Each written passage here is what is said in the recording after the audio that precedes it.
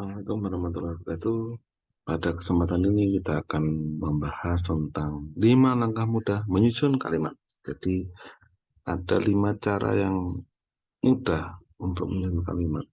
Cuma perlu 5 langkah ini. Jadi bagi Anda yang kesulitan menulis kalimat, bagi Anda yang merasa buntu ketika menulis atau sering merasa kesulitan menulis, Anda cocok untuk menyaksikan video ini. Tetapi jika Anda setelah mahir menulis, sebaiknya skip, abaikan video ini. Baik, kita akan mulai saja. 5 langkah mudah menyusun kalimat.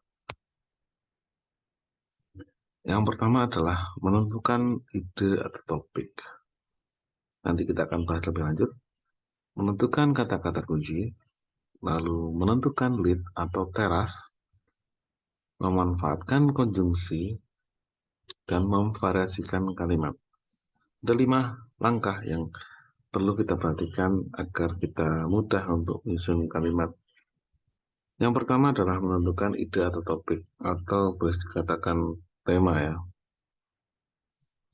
Sekarang pikirkan kalau Anda bebas menentukan topik, Anda pikirkan apa yang paling dekat dengan Anda, atau apa yang telah Anda kuasai, atau pengetahuan apa yang Anda telah ketahui secara baik ya. Kemudian yang kedua, jika tidak ada atau ditugaskan dengan topik tertentu, Anda perlu untuk mempelajari topik itu.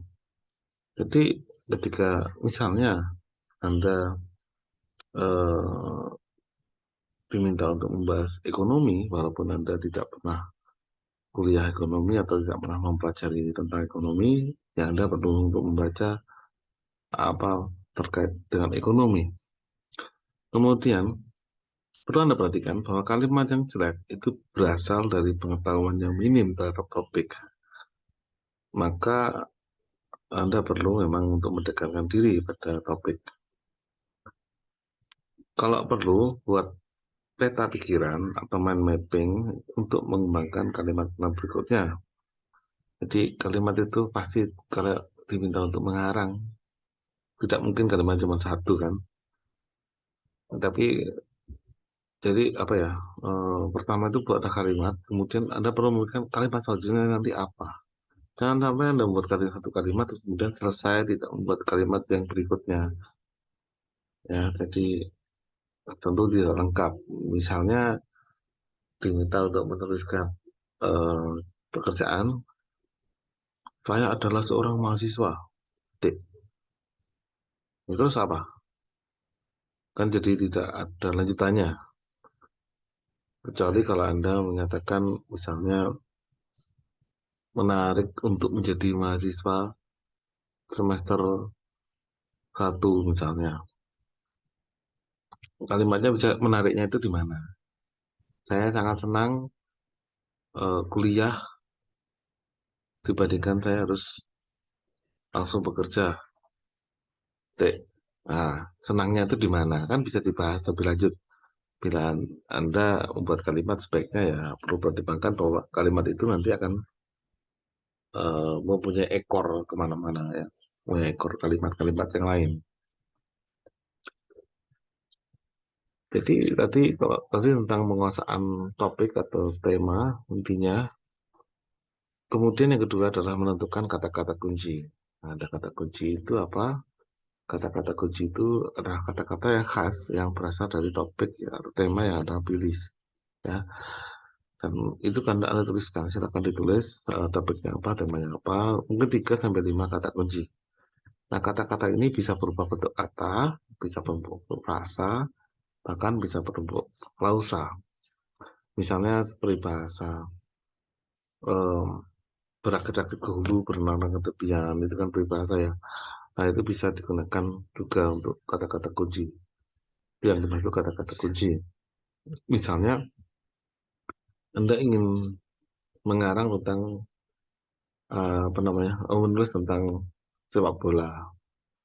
Tentu kata kuncinya misalnya ya, misalnya Lionel Messi, Cristiano Ronaldo, atau PSSI itu kan kata-kata kuncinya. SSI, Kanjuruhan, membahas tentang tragedi yang lalu, bisa mulai dengan Kanjuruhan atau PSSI, FIFA, itu kata-kata kuncinya. Kerusuhan dan seterusnya, polisi. Nah, kemudian kata-kata kunci itu harus yang khas ya. Khas itu berarti sesuai dengan tema itu. Jangan sampai kata kunci itu terlalu umum. Misalnya ketika membahas sepak bola, yang kata kuncinya adalah jabatan gitu ya. Itu kan tidak khas ya. Kalau kata kuncinya misalnya hmm, ricuhan gitu, bisa. Atau tembakan gas air mata itu bisa ya. Jadi harus yang khas topik itu. Kemudian menentukan teras atau lead ya. Kalau ini saya adopsi dari penulisan berita karena pada intinya sama saja. Hanya memang ketika menulis ilmiah ada hal-hal tertentu yang kita apa namanya yang tidak boleh digunakan, apa sebaiknya tidak digunakan ya. Jadi eh, kalau kalimat kita misalnya ya, kalimat ilmiah ya, itu membiasakan untuk membahas objek ya, bukan subjek. Artinya yang dibahas itu kenapa bahasa ilmiah itu harus subjektif, terutama dalam bahasa Indonesia ya. Karena yang dibahas itu penting apa topiknya aja yang dibahas, tidak usah siapa yang membahas. Misalnya menceritakan orang yang membahas. Ya, jadi contohnya begini, kita langsung saja menyebutkan diketahui bahwa bla bla bla daripada Anda menyatakan saya mengetahui gitu ya. Nah, itu kan jadi subjektif. Tapi ketika mengatakan diketahui bahwa itu kan seolah-olah itu objektif.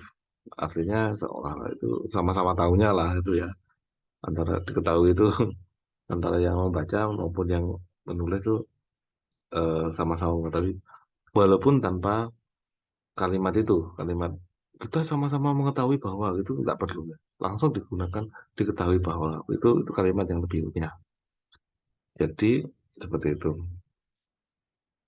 Ada kalimat yang wajarnya itu malah justru apa namanya subjek itu hadir di belakang predikat.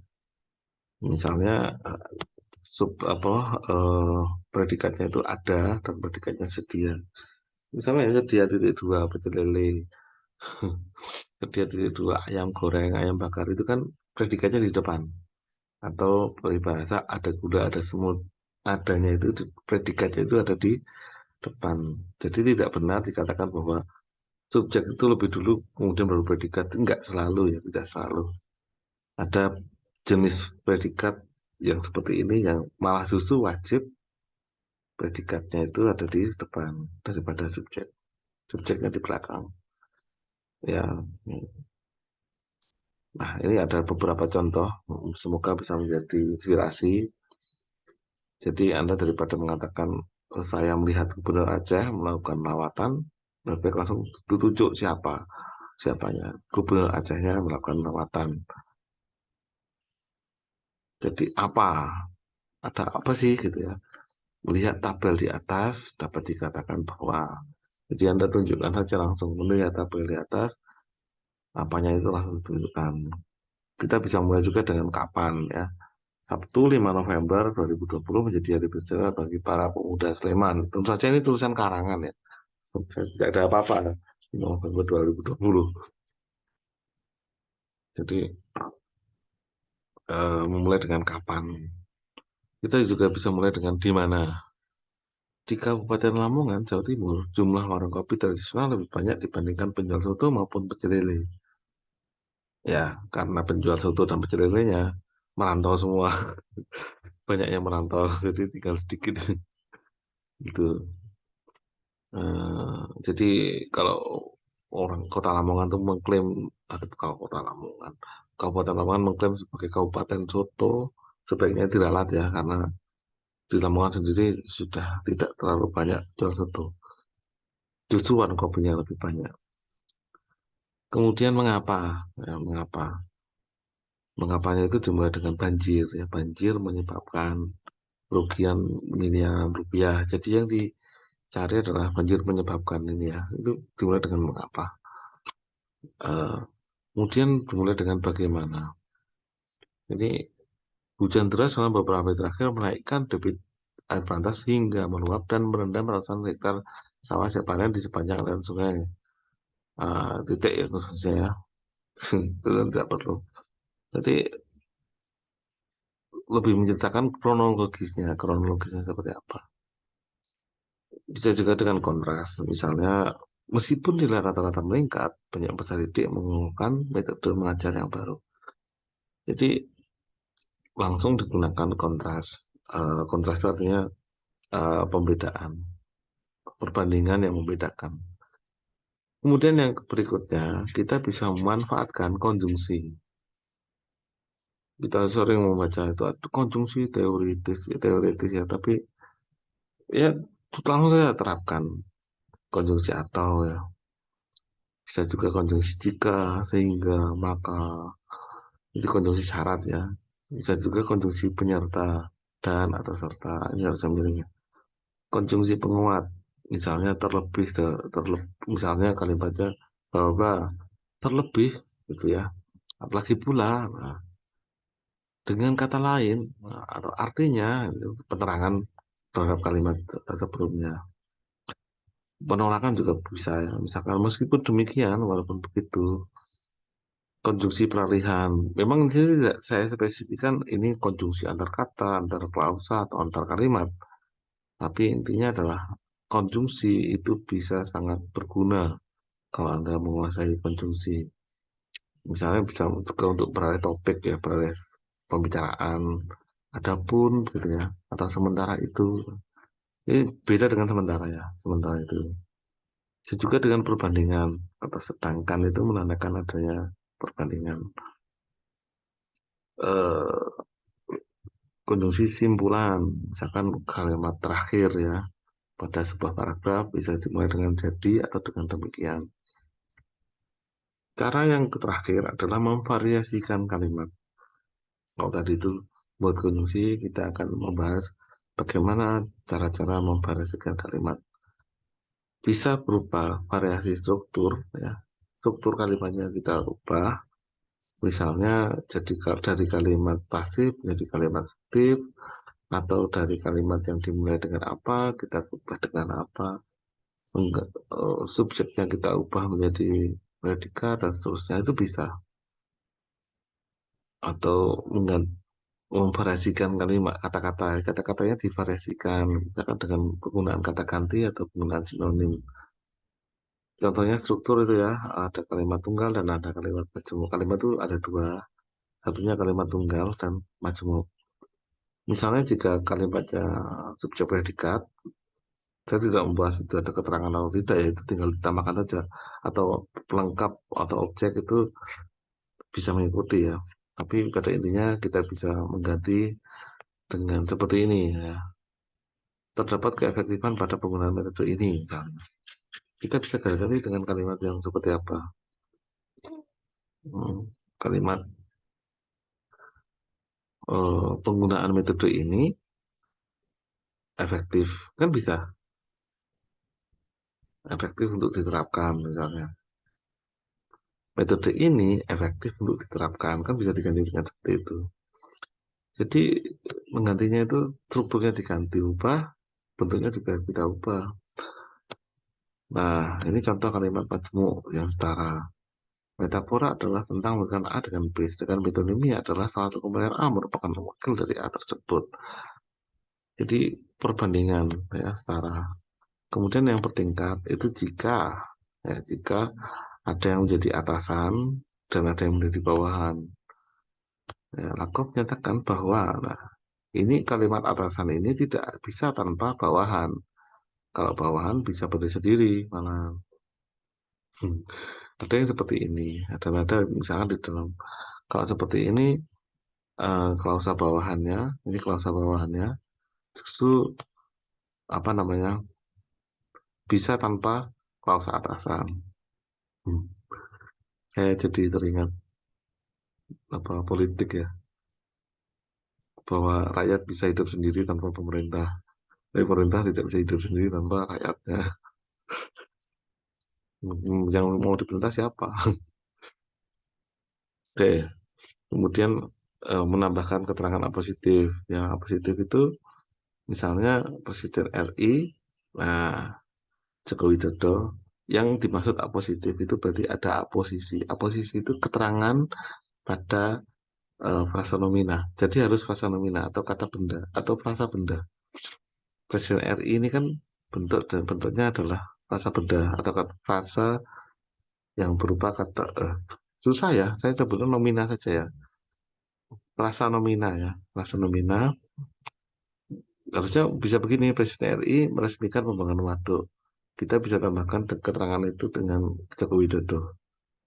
Presiden RI Joko Widodo meresmikan pembangunan waduk. Atau calon calon Presiden RI meresmikan pembangunan waduk. Kita bisa tambahkan dengan calon Presiden RI Anies Baswedan meresmikan waduk. Kan tidak boleh ya, tidak boleh. Atau calon Presiden RI Ganjar Pranowo meresmikan waduk. Ya, contohnya seperti itu. Jadi intinya adalah bisa menambahkan keterangan dalam eh, sebuah frasa nomina atau nomina juga bisa ya. Contoh lain ya, contoh lain. Nggak usah orang lah ya. Eh, Pembangunan mall gitu ya, misalnya pembangunan mall tertunda ya. Kita bisa menambahkan dengan pembangunan mall eh, yang pembangunan mall yang terletak di tengah kota Surabaya tertunda. Jadi bisa ditambahkan dengan keterangan yang terletak di dengan yang itu dengan penambahan apositif itu bisa ya. Aposisi ada dua ya. Aposisi yang sebagian dan aposisi yang utuh seperti ini. Kalau ini utuh bisa saling menggantikan. Kalau yang tadi tidak bisa. Ya kapan-kapan kalau bahas teori itu ya sepanjang ceritanya. Kemudian menggunakan kata ganti. Misalnya gini ya, kucing itu sekarat. Ia dibawa ke rumah sakit hewan. Kata gantinya adalah kata ganti orang, meskipun ini berupa kucing. Kucing itu sekarat. Ia dibawa ke rumah sakit hewan. Tentu tidak mungkin pemiliknya yang dibawa ke rumah sakit hewan, kan tidak mungkin. Justru kucingnya yang dibawa. Boleh ya, boleh saja. Jadi saya juga kurang sepakat dengan nama kata ganti orang itu. Karena bukan orang ya kucing. Dan ini bisa untuk kalimat seperti ini. Seperti itu ya. Kemudian memodifikasi kata. Misalnya tadi kan sudah saya sebut variasi kata ya, kita bisa memodifikasi. Pemerintah membangun IKN, Ibu Kota Negara. IKN itu Ibu Kota Negara. Pemerintah sedang membangun IKN lah. Nah, kita ini kan ada kata pembangun ya. Kita bisa mengganti dengan pembangunan. Jadi pembangunan. Ini kan membangun, ini pembangunan. Pembangunan dilaksanakan tanpa APBN. Ya, kenyataannya saya nggak tahu ya. Yang penting kata membangun bisa diganti dengan pembangunan. Jadi ini masih kontekstual. Kalau kita sedang mengarang kata berikutnya, sebaiknya itu variatif ya. Kalau tidak, kalimatnya akan kaku. Misalnya pemerintah membangun IKN. Dalam membangun IKN, kan membangun lagi. IKN disebut lagi kan tidak enak ya. Bagaimana kalau pembangunan tersebut ya itu kan lebih variatif daripada kita harus mengulang kata yang sama pada kalimat yang berbeda. Itu tidak baik ya kalau terlalu sering mengulang karena pembaca bisa bosan. Yang kita perlu hindari ketika mengarang apa? Yang pertama adalah penggunaan konjungsi yang berlebihan. Contohnya jika maka. Contoh kalimatnya bagaimana? Jika saya makan, jika saya lapar, maka saya makan. Perhatikan, jika saya lapar, maka saya makan. Maka yang kedua itu tidak perlu. Maka itu tidak perlu dituliskan. Cukup tuliskan jika saya lapar, saya makan. Atau jika lapar, saya makan. Saya juga tidak perlu diulang kan.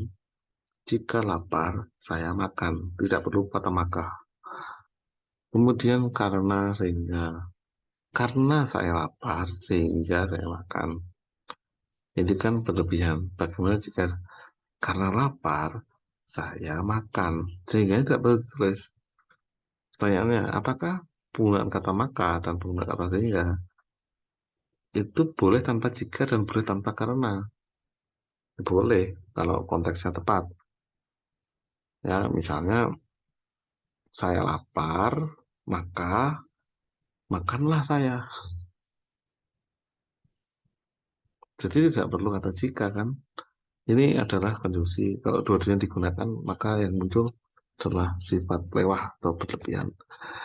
Kemudian penggunaan konjungsi yang bukan pasangannya. Contohnya tidak dan melainkan. Tidak itu harusnya berkonjungsi dengan apa berpasangan dengan tetapi. Jadi yang betul adalah misalnya begini, saya tidak memakan melainkan minum. Itu keliru. Harusnya saya tidak makan tetapi minum. Saya bukan polisi tetapi mahasiswa. Itu keliru juga. Harusnya saya bukan polisi melainkan mahasiswa. Jadi pasangannya ini tertukar. Pasangan yang tertukar. Jadi perlu dihindari.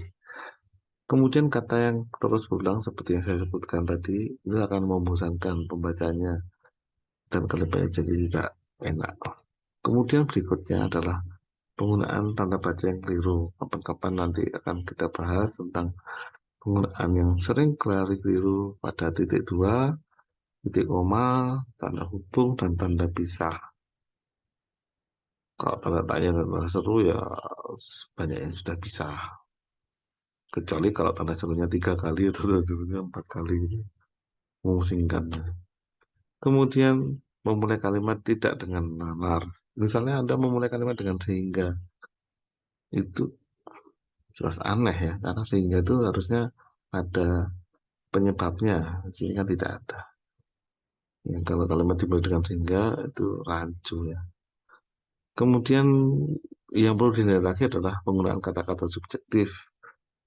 Ya, ke saya, penulis, kami itu perlu dihindari dalam isi ya, isi karya ilmiah.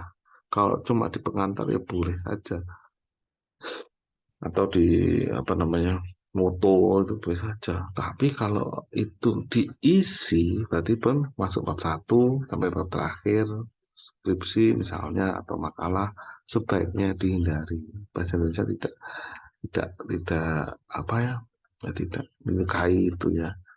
Kalau Anda menulis dalam bahasa Inggris mungkin sah-sah saja, tetapi kalau dalam bahasa Indonesia sebaiknya kita hindari. Tips mudah menulis. Nah, sekarang tipsnya. Nah, tadi langkah lah ya, sekarang tipsnya. Yang pertama, yang paling utama adalah kuasai materi. Sudah saya sebutkan dari awal. Kedua, memperbanyak variasi bacaan. Kalau Anda sering memperhatikan para penulis itu menuangkan isi pikiran mereka, maka kita akan terikut tanpa kita sadari atau disadari. Oh, saya ikut gayanya gaya penulisannya si Pramudia gitu ya, atau saya ikut gaya penulisannya wartawan Kompas atau wartawan Republika gitu ya, kayak gaya menulisnya. Karena gaya menulis itu biasanya kita ikut dengan apa yang kita baca. Nah, beda kalau Anda tidak pernah baca, maka Anda kebingungan ke dalam menulis pasti itu, ya, karena Anda tidak punya referensi.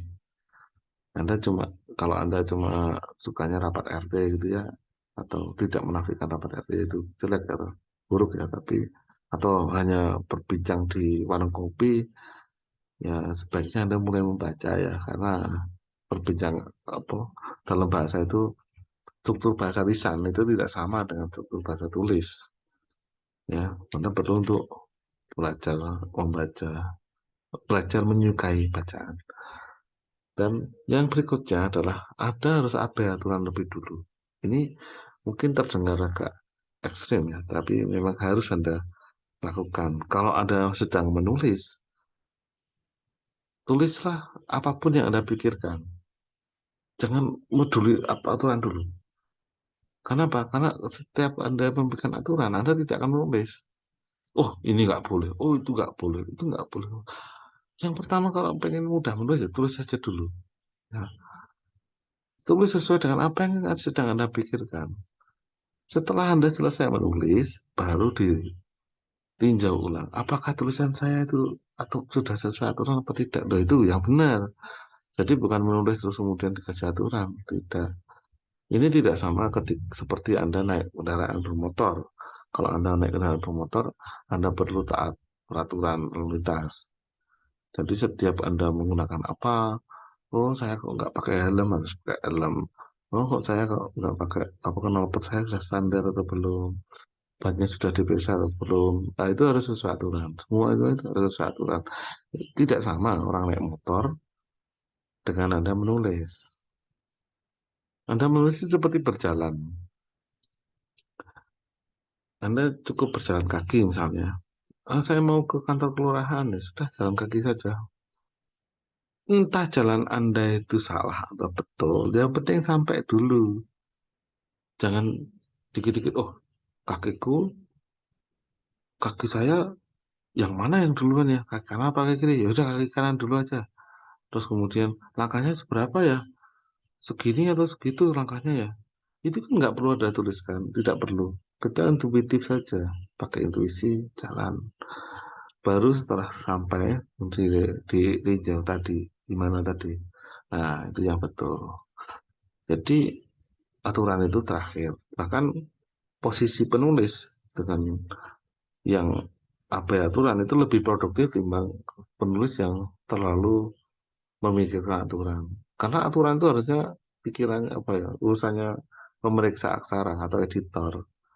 Anda cukup menulis saja. Kalau ada yang salah ya, ya seperti kalau Anda jadi mahasiswa atau jadi siswa di sekolah, Anda belajar saja. Kalau pelajar apa ya, Anda pelajari itu keliru, kan tinggal dibetulkan gurunya. Anda jadi remaja, ya sudah lakukan hal yang biasa remaja lakukan. Kalau yang Anda lakukan itu keliru, orang tua akan mengarahkan Anda, oh ini yang betul. Dan yang terakhir adalah menggemari menulis. Tapi tentu ya, sebelum menggemari menulis, menggemari dulu membaca ya. Karena apapun yang kita tuliskan pasti keluar dari apa yang telah kita baca. Kecuali Anda nulis narasi atau nulis cerita. Kira-kira demikian ya yang bisa kita bahas. Sampai jumpa pada pembahasan selanjutnya. Wassalamualaikum warahmatullahi wabarakatuh.